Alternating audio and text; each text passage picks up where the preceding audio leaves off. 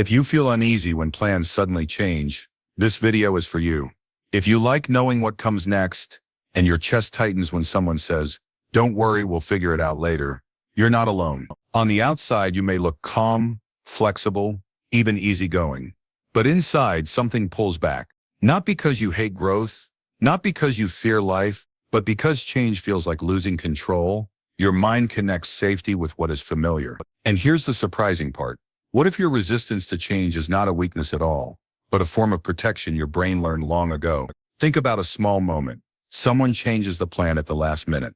A meeting moves, rules shift, unexpected news drops into your day. You nod. You say it's fine. You don't argue. But inside, your thoughts speed up. Your chest feels tight. You replay the situation again and again.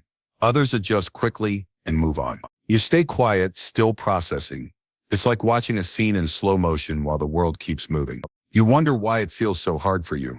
And this reaction didn't start today. It has followed you for years. It makes you feel different, not broken, but separate. There's a simple reason this happens. Your brain loves predictability because it lowers danger. When things stay the same, your nervous system can relax. Sudden change sends a signal that something is off. For some people, that signal is louder. Their system reacts faster to uncertainty. On top of that, your emotional memory remembers past changes that didn't end well. A move that felt lonely, a job shift that caused stress, a relationship change that hurt. Your mind connects change with discomfort. So when life shifts, your inner world gets noisy. This isn't stubbornness. It's a need for safety. Some minds need time to adjust, not pressure to rush. Often this pattern starts early.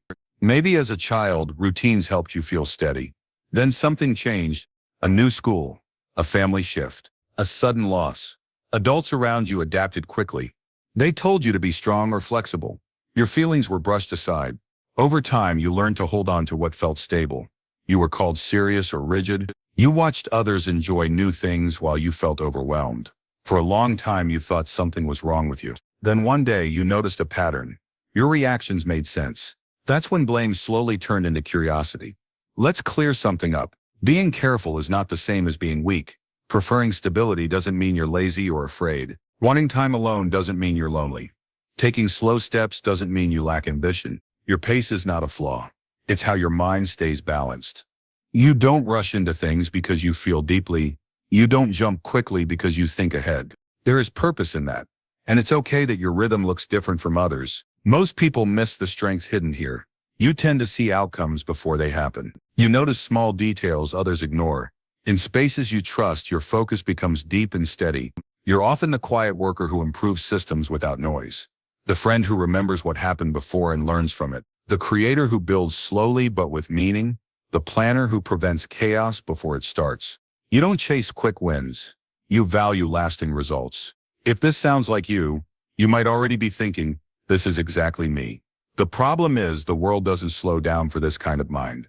Everything pushes speed, hustle, reinvention. Adapt fast or fall behind. Loud voices get attention. Stillness gets questioned. When you pause, people assume you're stuck. When you think quietly, they think you lack drive. So you try to keep up. You force flexibility. You pretend sudden change doesn't bother you. That pressure drains you. Not because you can't change, but because you're changing in a way that isn't true to you. At the core, there's something tender you're protecting. You feel things strongly. Too much noise, too many shifts, and your system overloads. Maybe in the past, change brought loss, stress, or emotional chaos. You learn to be careful. You build trust slowly because once it breaks, it shakes your ground. So you resist not to block life, but to guard your balance.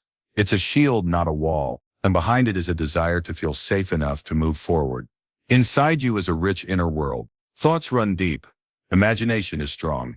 You reflect, connect, and find meaning where others skim. Silence doesn't scare you. Repetition comforts you. You don't need constant newness to feel alive. Your strength comes from inner stability, from knowing yourself, from growing roots before reaching outward. That quiet power doesn't show off, but it lasts. Picture this. You're standing by a window. Outside, people rush past. Cars move fast. Directions change. Inside, there's stillness. You take a slow breath. In that moment, you realize something important. Calm isn't behind you. You're not late. You don't need to chase every change. You can move when it feels right. That pause isn't weakness. It's awareness. Let's break a few myths. Silence can mean deep thinking. Calm doesn't mean no ambition. Rest isn't quitting. It's preparing. Slow change often sticks better than sudden shifts. Productivity isn't one shape. Some minds build steadily, not loudly. Stability doesn't block growth. It supports it. When your base is strong, your steps go further. People like you are rare. You're loyal to people and values. You read situations with emotional accuracy. You sense timing. You avoid impulsive choices that others regret later. In fast cultures, this mindset stands out. Not at first, but over time. Your value grows quietly, and it lasts. If this felt personal, it's because it is. There's nothing wrong with needing stability. You don't need to erase this part of yourself to belong. Trust your pace. Let yourself grow the way you were designed to, like roots spreading deep before the tree rises. Thank you for spending this time with me. If this video spoke to you, gently tap like, subscribe if you want more calm psychology like this, and if you feel comfortable, share in the comments what part felt most true to you.